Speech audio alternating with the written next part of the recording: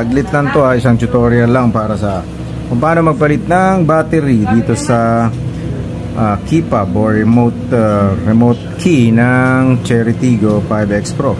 So ito, kailangan nating tanggalin yung pinakasusi para mabuksan natin. So gagawin yung unang-una is ganito. So press nyo lang to and then tanggalin nyo to. Okay, pasok nyo lang dito. So parang gaganon nyo lang siya.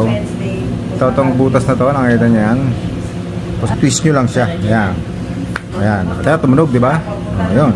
Pag na-twist nyo na, pwede nyo tanggalin. Pwede nyo, ayan, yun. Di ba? Tanggalan natin. So, yan na po ang itsura ng loob ng keypad, no?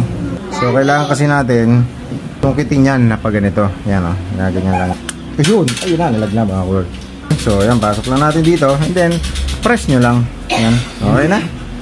Diba? Press lang, o. Ayan natin. Oh, ayan.